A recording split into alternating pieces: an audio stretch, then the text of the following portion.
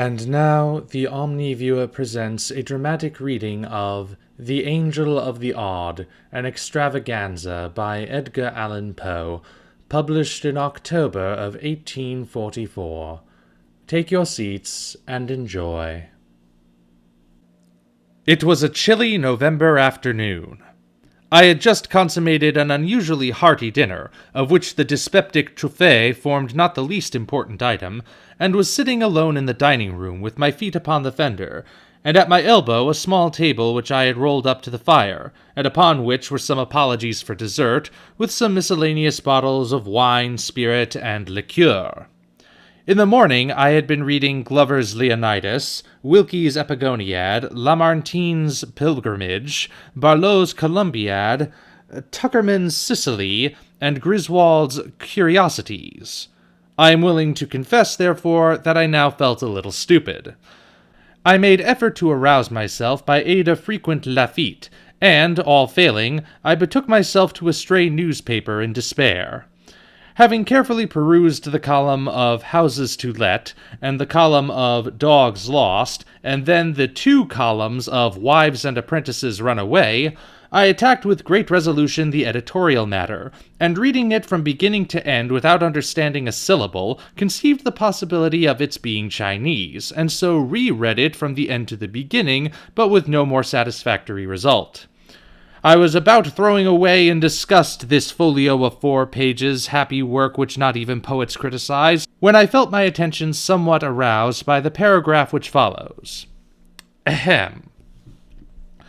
The avenues to death are numerous and strange.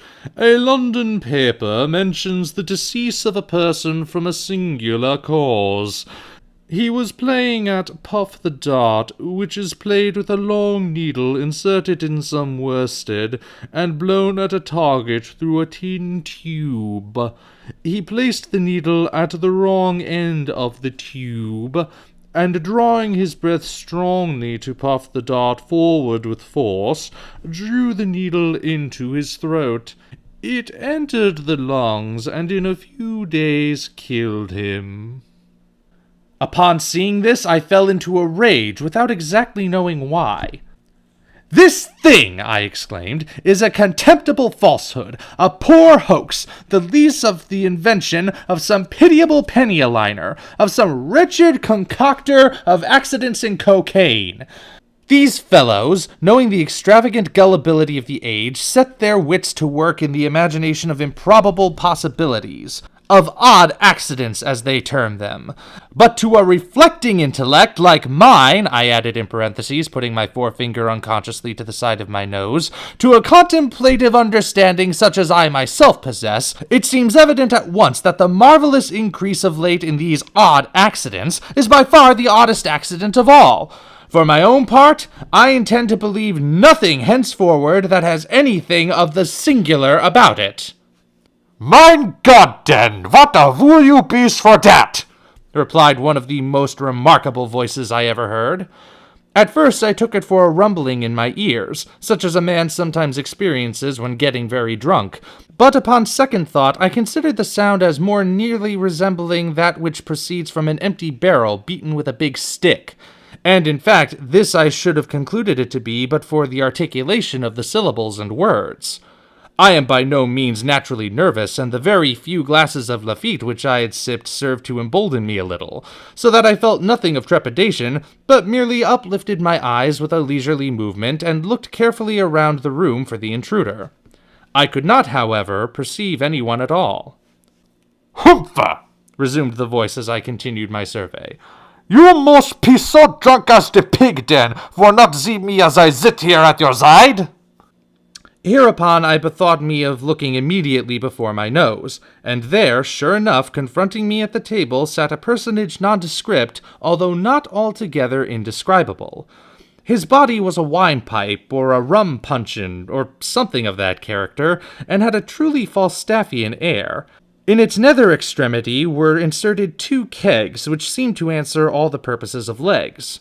For arms there dangled from the upper portion of the carcass 2 tolerably long bottles, with the necks outward for hands. All the head that I saw the monster possessed of was one of those Hessian canteens which resemble a large snuff-box with a hole in the middle of the lid. This canteen, with a funnel on its top like a cavalier cap slouched over the eyes, was set on edge upon the puncheon, with a hole toward myself, and through this hole, which seemed puckered up like the mouth of a very precise old maid, the creature was emitting certain rumbling and grumbling noises which he evidently intended for intelligible talk. "I say," said he, "you must be drunk as the pig, for sit there and not see me as I sit here. And I say, do, you must be bigger fool as the goose, for to disbelieve what is printed the print. It is the truth, that it is, every word of it." "Who are you, pray?" said I, with much dignity, although somewhat puzzled. "How did you get here, and what is it you're talking about?" "As for how I come here," replied the figure, "that is none of your business. And as for what I talk about, I be talk about that which I think proper. And as for who I be, why that is the very thing I come here for to let you see for yourself." "You are a drunken vagabond," said I, "and I shall ring the bell and order my footman to kick you into the street." said the fellow. "You can't do that." "Can't do?" said I. "What do you mean? I can't do what?" "Ring the bell," he replied, attempting a grin with his little villainous mouth. Upon this I made an effort to get up in order to put my threat into execution, but the ruffian just reached across the table very deliberately, and hitting me with a tap on the forehead with the neck of one of the long bottles, knocked me back into the armchair from which I had half arisen. I was utterly astounded, and for a moment was quite at a loss what to do. In the meantime, he continued his talk. "You see," said he, "it is the best for sit still, and now you shall know who I be. Look at me, see. I am the angel of the odd." "And odd enough, too," I ventured to reply.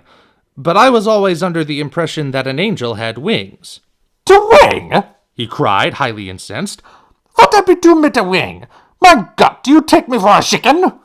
"No, oh no," I replied, much alarmed. "You are no chicken, certainly not." "Well then, sit still and behave yourself, for I'll rap you again mid me fist.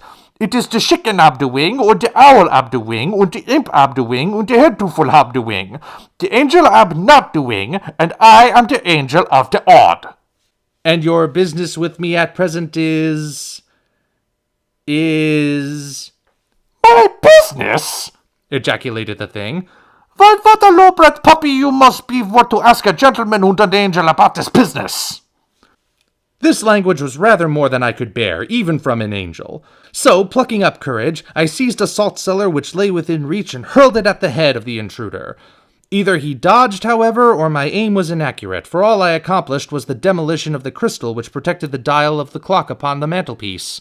As for the angel, he evinced his sense of my assault by giving me 2 or 3 hard consecutive raps upon the forehead as before. These reduced me at once to submission, and I am almost ashamed to confess that, either through pain or vexation, there came a few tears to my eyes. "Mein Gott," said the angel of the odd, apparently much softened at my distress. "Mein Gott, the man is either very drunk or very sorry. You must not drink it so strong. You must put the water into wine. Here, drink this like a good feller, and don't cry now, don't." Hereupon the angel of the odd replenished my goblet, which was about a third full of port, with a colorless fluid that he poured from one of his hand bottles. I observed that these bottles had labels about their necks, and that these labels were inscribed Kirchenwasser. The considerate kindness of the angel mollified me in no little measure, and, aided by the water with which he diluted my port more than once, I at length regained sufficient temper to listen to his very extraordinary discourse. I cannot pretend to recount all that he told me, but I gleaned from what he said that he was the genius who presided over the contretempts of mankind, and whose business it was to bring about the odd accidents which are continually astonishing the skeptic. Once or twice upon my venturing to express my total incredulity in respect to his pretensions, he grew very angry indeed, so that at length I considered it the wiser policy to say nothing at all and let him have his own way. He talked on, therefore, at great length, while I merely leaned back in my chair with my eyes shut, and amused myself by munching raisins and flipping the stems about the room. But by and by the angel suddenly construed this behavior of mine into contempt. He arose in a terrible passion, slouched his funnel down over his eyes, swore a vast oath, uttered a threat of some character which I did not precisely comprehend, and finally made me a low bow and departed, wishing me in the language of the Archbishop in Gil Blas, beaucoup de bonheur et un peu place de bon sens. His departure afforded me relief. The very few glasses of Lafitte that I had sipped had the effect of rendering me drowsy, and I felt inclined to take a nap of some 15 or 20 minutes, as is my custom after dinner. At 6 I had an appointment of consequence, which it was quite indispensable that I should keep. The policy of insurance for my dwelling-house had expired the day before, and some dispute having arisen, it was agreed that at 6 I should meet the board of directors of the company and settle the terms of a renewal. Glancing upward at the clock on the mantelpiece, for I felt too drowsy to take out my watch, I had the pleasure to find that I had still 25 minutes to spare. It was 5:30. I could easily walk to the insurance office in 5 minutes, and my usual siestas had never been known to exceed 25. I felt sufficiently safe, therefore, and composed myself to my slumbers forthwith. Having completed them to my satisfaction, I again looked toward the timepiece, and was half inclined to believe in the possibility of odd accidents when I found that, instead of my ordinary 15 or 20 minutes, I had been dozing only 3, for it still wanted 27 of the appointed hour.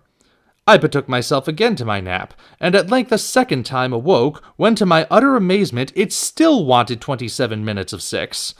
I jumped up to examine the clock, and found that it had ceased running. My watch informed me that it was 7:30, and of course, having slept 2 hours, I was too late for my appointment. "It will make no difference," I said. "I can call at the office in the morning and apologize. In the meantime, what can be the matter with the clock?" Upon examining it, I discovered that one of the raisin stems which I had been flipping about the room during the discourse of the Angel of the Odd had flown through the fractured crystal, and lodging singularly enough in the keyhole with an end projecting outward, had thus arrested the revolution of the minute hand. "Ah," said I see how it is. This thing speaks for itself. A natural accident such as will happen now and then." I gave the matter no further consideration, and at my usual hour retired to bed. Here, having placed a candle upon a reading stand at the bedhead, and having made an attempt to peruse some pages of the Omnipresence of the Deity, I unfortunately fell asleep in less than 20 seconds, leaving the light burning as it was. My dreams were terrifically disturbed by visions of the Angel of the Odd. Methought he stood at the foot of the couch, drew aside the curtains, and in the hollow, detestable tones of a rum puncheon, menaced me with the bitterest vengeance for the contempt with which I had treated him. He concluded a long harangue by taking off his funnel cap, inserting the tube into my gullet, and thus deluging me with an ocean of Kirschenwasser, which he poured in a continuous flood from one of the long-necked bottles that stood him instead of an arm. My agony was at length insufferable, and I awoke just in time to perceive that a rat had run off with a lighted candle from the stand, but not in season to prevent his making his escape with it through the hole. Very soon a strong, suffocating odor assailed my nostrils. The house, I clearly perceived, was on fire. In a few minutes the blaze broke forth with violence, and in an incredibly brief period the entire building was wrapped in flames. All egress from the chamber, except through a window, was cut off. The crowd, however, quickly procured and raised a long ladder. By means of this I was descending rapidly, and in apparent safety, when a huge hog, about whose rotund stomach, and indeed about whose whole air and physiognomy, there was something which reminded me of the Angel of the Odd. When this hog, I say, which hitherto had been quietly slumbering in the mud, took it suddenly into his head that his left shoulder needed scratching, and could find no more convenient rubbing post than that afforded by the foot of the ladder. In an instant I was precipitated, and had the misfortune to fracture my arm. This accident, with the loss of my insurance, and with the more serious loss of my hair, the whole of which had been singed off by the fire, predisposed me to serious impressions, so that finally I made up my mind to take a wife. There was a rich widow, disconsolate for the loss of her 7th husband, and to her wounded spirit I offered the balm of my vows. She yielded a reluctant consent to my prayers. I knelt at her feet in gratitude and adoration. She blushed and bowed her luxuriant tresses into close contact with those supplied me temporarily by Grandjean. I know not how the entanglement took place, but so it was. I arose with a shining pate, wigless, she in disdain and wrath, half buried in alien hair.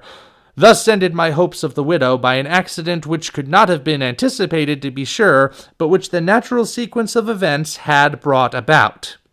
Without despairing, however, I undertook the siege of a less implacable heart.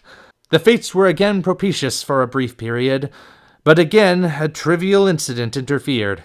Meeting my betrothed in an avenue thronged with the elite of the city, I was hastening to greet her with one of my best considered bows, when a small particle of some foreign matter lodging in the corner of my eye rendered me for the moment completely blind.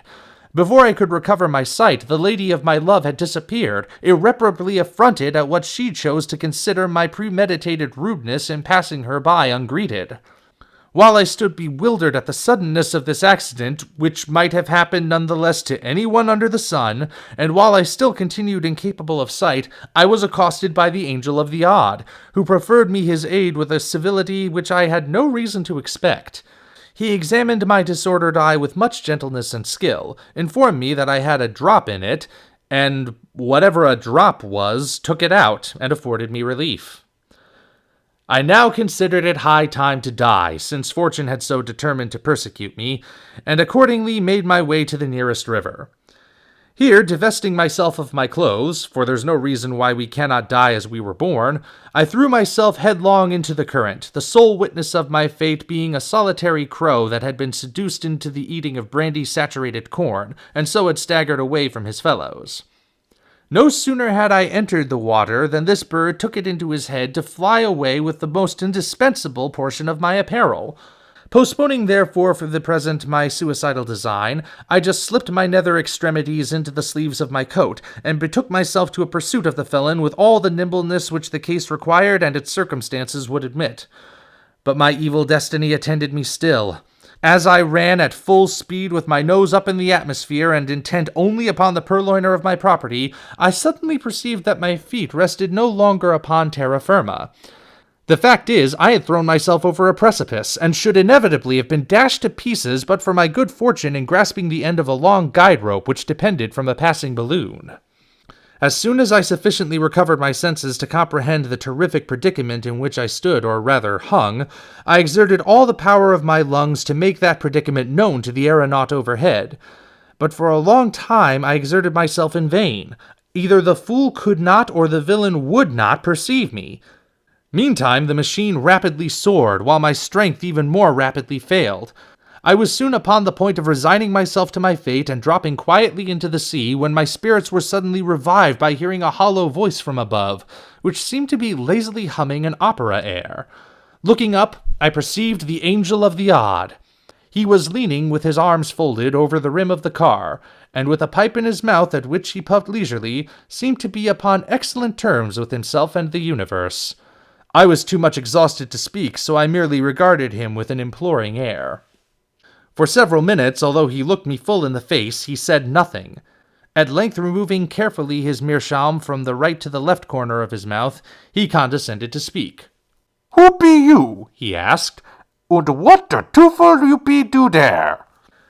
To this piece of impudence, cruelty, and affectation, I could reply only by ejaculating the monosyllable, "Help!" "Help!" echoed the ruffian.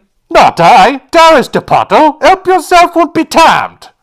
With these words he let fall a heavy bottle of Kirschenwasser, which, dropping precisely upon the crown of my head, caused me to imagine that my brains were entirely knocked out. Impressed with this idea, I was about to relinquish my hold and give up the ghost with a good grace, when I was arrested by the cry of the angel, who bade me hold on. "Hold on," he said. "Don't be in the hurry, don't. Will you take the other bottle, or have you pick out sober yet and come to your senses?" I made haste hereupon to nod my head twice, once in the negative, meaning thereby that I would prefer not taking the other bottle at present, and once in the affirmative, intending thus to imply that I was sober and had positively come to my senses. By these means I somewhat softened the angel. "And you believe, then," he inquired, "at the last, you believe, then, in the possibility of the odd?" I again nodded my head in assent. "And you believe in me, the angel of the odd?" I nodded again. Ought you acknowledge that you be the blind bronco devool? I nodded once more. Put your right hand into your left-hand preacher's pocket, then, in token of your woolly submission unto the angel of the odd. This thing, for very obvious reasons, I found it quite impossible to do. In the first place, my left arm had been broken in my fall from the ladder, and therefore, had I let go my hold with the right hand, I must have let go altogether. In the second place, I could have no breeches until I came across the crow. I was therefore obliged, much to my regret, to shake my head in the negative, intending thus to give the angel to understand that I found it inconvenient just at the moment to comply with his very reasonable demand. No sooner, however, had I ceased shaking my head than, "Go to the two-for den!" roared the angel of the odd.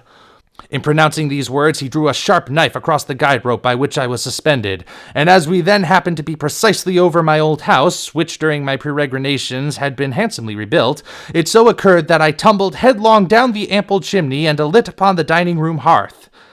Upon coming to my senses, for the fall had very thoroughly stunned me, I found it about 4 o'clock in the morning. I lay outstretched where I had fallen from the balloon. My head groveled in the ashes of an extinguished fire, while my feet reposed upon the wreck of a small table overthrown, and amid the fragments of a miscellaneous dessert intermingled with a newspaper, some broken glass and shattered bottles, and an empty jug of the Schiedam Kirchenwasser.